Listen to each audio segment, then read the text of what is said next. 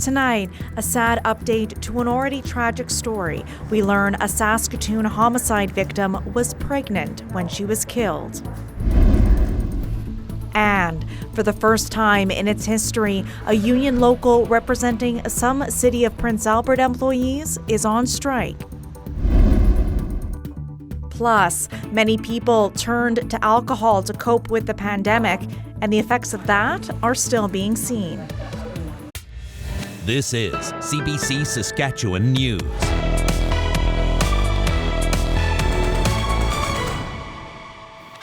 It's Monday, September 11th. CBC Saskatchewan News starts right now. Good evening, I'm Natasha Lipney, and thank you for joining us. A Saskatoon man accused of murdering a mother of 5 made his first court appearance today. The family of 33-year-old Melissa Bear was also there, and they revealed Bear was 7 months pregnant when she was killed. Dan Zakreski brings us this story. Melissa Bear's family is grieving 2 losses. They lost their 33-year-old sister and mother, and then outside court today, they revealed that Bear was pregnant when she was killed. And a lot of people don't know that she was going to have a baby. She would have had her next month. Melissa Bear's aunt says her niece was due to deliver a little girl next month. They came to court today hoping to find answers about what happened and to honor her memory. Carrie Daniel Bluebell is charged with second-degree murder. Police also alleged he assaulted Bear 2 weeks before her death. Police were called to Bear's home at St. Paul's Place on August 29th. They took Bear to hospital, but she died from her injuries. Police will not say how she died. Bluebell appeared in court by phone today. He'll be back Wednesday. I'm advocating for her mom right now because I want answers. And I know it's going to be a long road, but I told her I was going to be my sister's strength. I was going to be here to comfort her, to cry with her, and to find every kind of answer that I can for her, because she can't be here because she's looking after the little children that Michelle left. Bear's family say they'll continue to come until they get answers and justice. Dan Zakreski, CBC News, Saskatoon. Some city workers in Prince Albert walked off the job this morning. QP Local 882 says it's the first time in its 70-year history its members have gone on strike. More than 100 inside city workers, including administrators and lifeguards, are now on strike. The city is working to keep the services going at its facilities, including the pool and arena. The union and city have been negotiating a new collective bargaining agreement since last year. Both sides agreed on all non-monetary items, but they've reached an impasse on compensation. The city has offered an 11% wage increase over 4 years. The union is asking for 12%, plus things like extra vacation days and additional duty pay. Everything seemed to be on course to being completely normal. And then we hit the monetary discussions and we were offered a final offer and told to take it to our membership. Okay, so we did, and our membership rejected that offer. We've put forward openly and very honestly and very consistently what we have to work with. And if they can come within those parameters, we can start to have discussions again. The strike will also affect building inspections and bylaw enforcement. City officials say there are contingencies that will allow it to maintain services for 6 months, but planning is underway in case the strike goes longer than that. Saskatchewan's largest First Nation has signed an agreement to establish an urban reserve in the province's largest city. And both parties hope the speed with which they ink this deal sets the tone for the future. It will be Saskatoon's 10th urban reserve and one of 6 that Lac La Ronge Indian Band is working on establishing. The urban reserve will be located on Wheeler Street near the Silverwood Golf Course. That's where Can North, the band's environmental consulting firm, already has its offices. The city and the First Nation see benefits on both sides. It creates more opportunities for Can North, for Lac La Ronge to attract talent into their business, and for Saskatoon to continue to attract talent into our city. We're hoping to get more of our band members and more First Nations and more Indigenous into the field of sciences, and then once this property becomes reserved, because we still have a bit more work to do, but this is a big process today, then they'll be able to also have tax-free income on that property for the ones that are First Nations. The agreement will come into effect after one last approval from the federal government. Peter Nygaard is now facing fewer charges in his Toronto sexual assault case. The number of charges against the fashion mogul has been reduced to 6 from 11. Jury selection was set to get underway today for Nygaard's trial, but that has now been postponed to next week after the court heard some complainants aren't expected to testify. Nygaard was originally facing 8 charges of sexual assault and 3 charges of forcible confinement in the Toronto case. He has denied all allegations against him. It's the anniversary of the deadliest terror attack on the United States. It began when 2 planes filled with passengers flew into the World Trade Center in New York City 22 years ago. The CBC's Magda Gabraselassie has more on how Americans are marking 9/11. Flowers, flags, and bells being rung. That is just some of the sights and the sounds at ceremonies to remember the victims of the 9/11 terrorist attacks. It was 22 years ago that the plane struck New York's Twin Towers, the Pentagon, and crashed in an open field in Pennsylvania. Nearly 3,000 people were killed. At the main ceremonies, you had family members and dignitaries coming together. President Joe Biden was missing from any of those ceremonies as he made his way back from Asia. But to commemorate the anniversary, he did arrive in Alaska to meet with troops and their families. I join you on this solemn day to renew our sacred vow. Never forget. Never forget. We never forget. First Lady Jill Biden was at the National 9/11 Pentagon Memorial, and Vice President Kamala Harris was at the ceremony in New York. And as is done every year, there were moments of silence, and the names of the victims were read out loud. Kenneth William Busnicki. Even though it's been 22 years since the attacks, still there are more than 1,000 remains that have yet to be identified. Just recently, through DNA testing, the remains of 2 more people were identified. Now, over the years, there have been other deaths connected to the attacks. There have been 9/11 related illnesses that first responders have been dealing with, and many of them, reportedly hundreds, have died. So the 9/11 attacks, all that was lost, and the lasting impact of that day continue to be felt by so many across the country. Magda Gabraselassie, CBC News, Washington. We all remember the anxiety, the isolation, even the lack of structure that the pandemic brought. During the roughest times, many found themselves pouring an extra glass or 2 of wine. Experts say problematic drinking became more widespread, and the impact lingers today. Laura Sharpaletti has that story. These days, Britt Chevrier cracks open a non-alcoholic beer to relax. But that wasn't always the case. Before the pandemic, she considered herself to be a gray area drinker.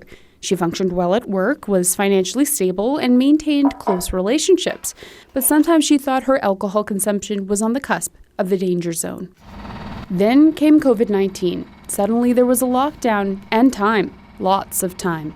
Chevrier used alcohol as a coping mechanism. We also saw a lot of promotion around alcohol during that time. I think that we all, in unison, within our community and within the media and our society, started to lean in a little bit more on alcohol for that reason, because it was a scary time and we didn't really feel like we had many options other than to just hold on and live day by day. Chevrier noticed that drinking in lockdown became a huge focus on social media. Isolation drinking games and drinking Olympics. And I think it was just to lighten the mental load. So it had good intent, but ultimately, again, the vacation did end, the isolation did end, and I wonder where that left a lot of people, because it certainly had a negative impact on my own drinking. Experts say that during the pandemic, options for alcohol home delivery, curbside pickup and takeaway, and app orders increased. In 2022, for example, food delivery app Skip the Dishes extended its alcohol delivery service to Saskatchewan, featuring 60 alcohol vendors and restaurant partners across the province. And the province tells CBC that SLGA is allowing alcohol to be sold for takeout and delivery as part of a food order from a restaurant on a permanent basis. I think in terms of alcohol, that the major lasting negative legacy of the pandemic will be the relaxed policies. And in many ways, industry got a 20-year wish list of all the rollbacks of policies that they've been waiting for. Dr. Tim Namey says it will take time to know the extent of the damage, but it's clear that overall alcohol consumption increased during the pandemic.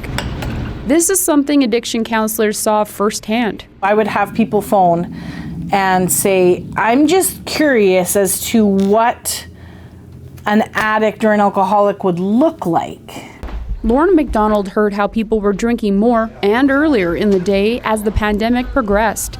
Some went from 2 bottles of wine every few days to 2 cases. And if you have to have a drink at 8 in the morning, and then a drink after lunch, that's a lot. That's a lot of drinking. So the sober curious, I think they didn't enjoy speaking with me on the phone because they saw what they were becoming. McDonald says some alcoholics relapsed during the pandemic and a large number have not come back from it. After giving up alcohol altogether in March 2021, Chevrier created a social media account and blog called Sober Flatlander. A lot of people perceive sobriety still in a way that suggests that we kind of have to be hush-hush about it, or we shouldn't be proud of it because we're admitting that we had a problem with our substance use. Chevrier hopes to fight the stigma around being open about sobriety and inspire others to dump the alcohol for good. Laura Sharpaletti, CBC News, Regina.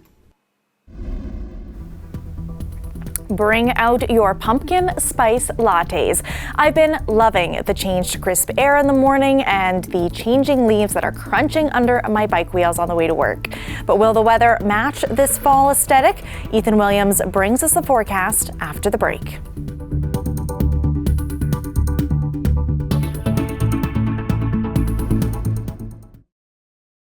This weather update is brought to you by Mercedes-Benz Regina, proud member of the Capital Automotive Group.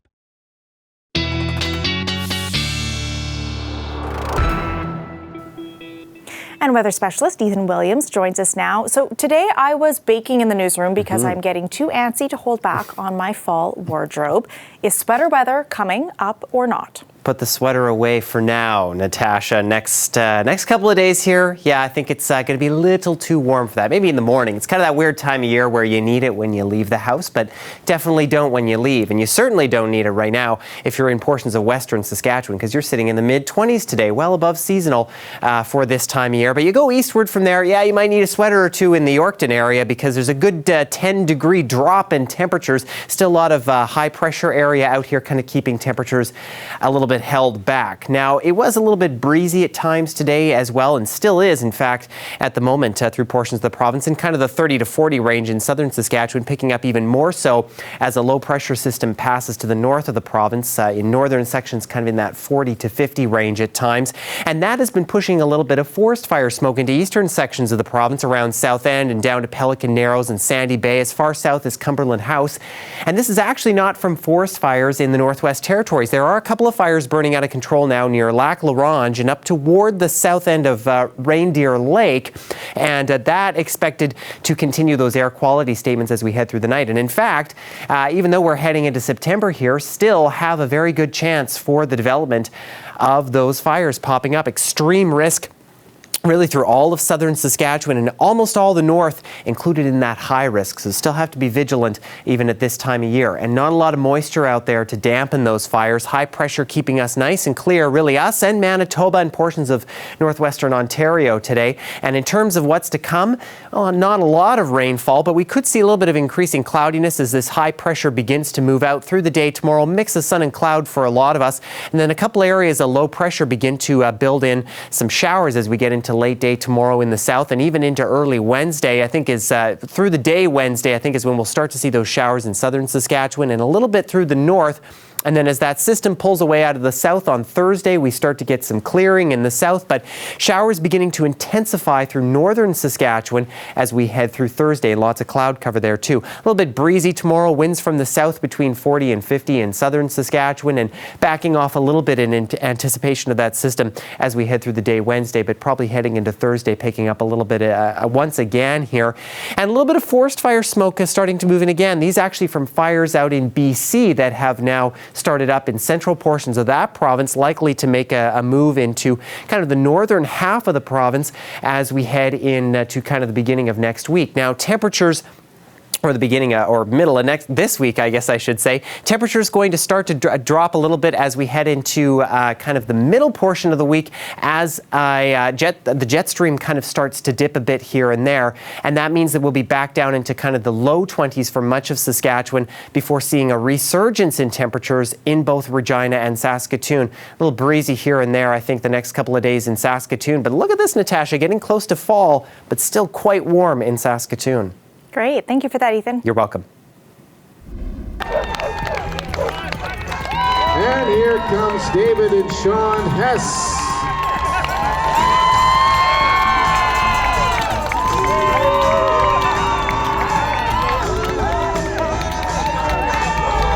What do you think, David? Tough race today, buddy?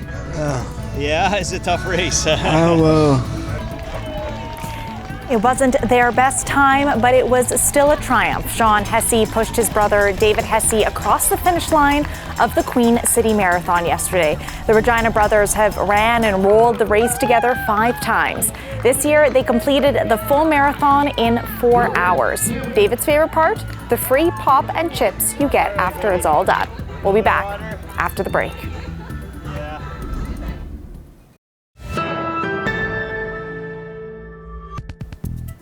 Arguments are now underway in the trial of a man accused of killing 4 members of a Muslim family in London, Ontario.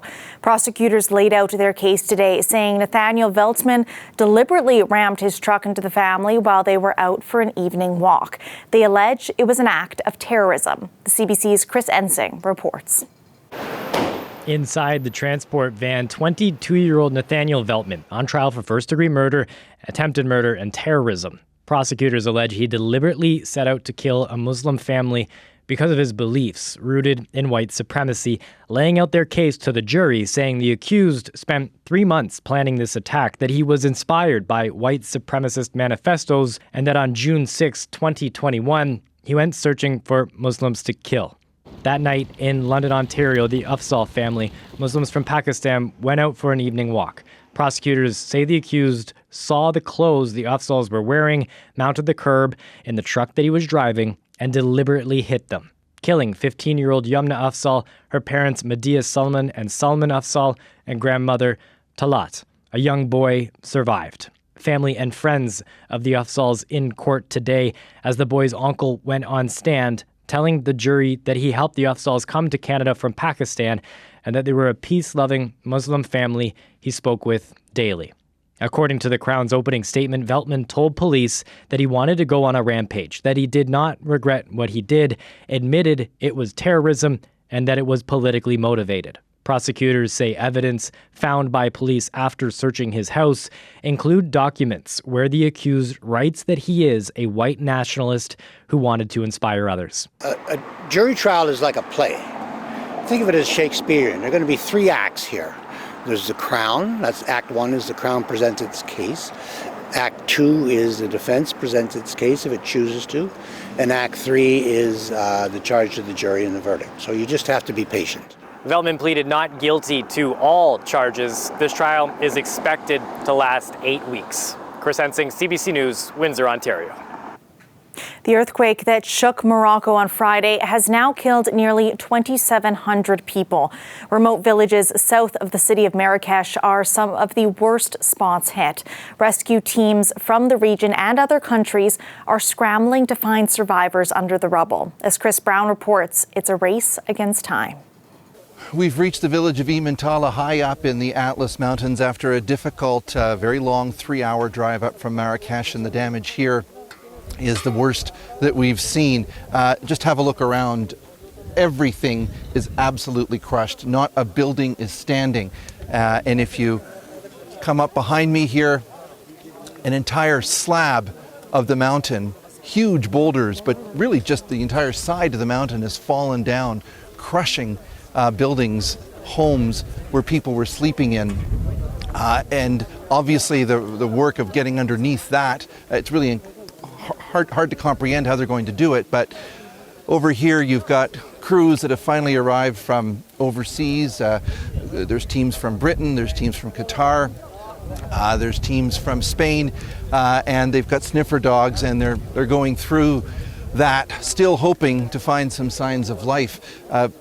Local officials told us that already 100 people in this village alone have died, and there may be another 10 more in some of these buildings that need to be recovered. But time really is running out. We're approaching the 72-hour mark. The earthquake hit Friday night, so anyone who's buried wouldn't have had access to water for that time, and that really is a threshold that search crews try to keep in mind because after that the odds of survival drop off exponentially.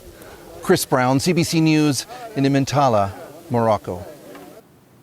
Meanwhile, Libya is asking for help from other countries after severe flooding.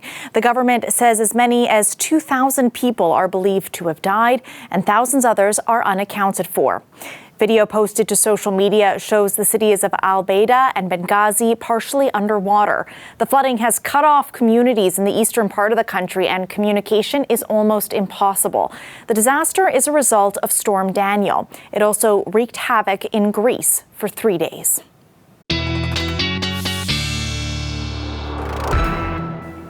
Ethan is back with another look at our forecast. Now, that was some terrible news about severe weather affecting other parts of the world. Is there any of that in our outlook, Ethan? Quite the opposite here, Natasha, looking at sunny conditions in 12 tomorrow morning at 8 a.m. in Regina. But you notice the winds starting to pick up a little bit from the southeast, and that'll be a theme through the day. We start to see those get close to 40 by the noon hour. A little bit of cloud cover building in, and there may be even a little more so as we head through the afternoon. Saskatoon, I think, is where we'll see a little bit more of the cloud tomorrow. Sun and cloud around 14 at 8 a.m. And again, winds picking up south in between 40 and 50 by the afternoon, looking at a temperature of around 21. Now, a lot of this happening these days. Bob capturing this shot of some harvesting going on near Kalonze. And Natasha, I think there's a group of people who are definitely happy that we're seeing some drier weather these days. Certainly. Thank you, Ethan. You bet. Before we leave you, have you ever tried to solve one of these? If you've stared at a Rubik's Cube for hours trying to get the colors to line up, you're not alone. But for these competitors, it's a breeze. About 80 speed cubers squared off at Saskatchewan's first official Rubik's Cube competition over the weekend. Their fast fingers solved the classic puzzle in just seconds. For 3x3, my best at home is 7.33. And my best in competition is an 8.47, I think. It's a really fun hobby. It's cool to challenge yourself and try to improve your times at home and then bring it to the competition in a new environment. And then it's really fun. The community with speed cubing is really, really supportive, and we're always cheering each other on. The world record for solving a Rubik's Cube is 3.13 seconds. Something for you to work on. Well, that's it for us tonight. For news anytime, head to cbc.ca/sask, or you can subscribe to the CBC Saskatchewan YouTube channel. Ethan and I will be back with more local news at 11. And here we leave you with a bird's eye view as that fall weather comes to the province. Here's a drone above Wascana Trails. Thanks for watching.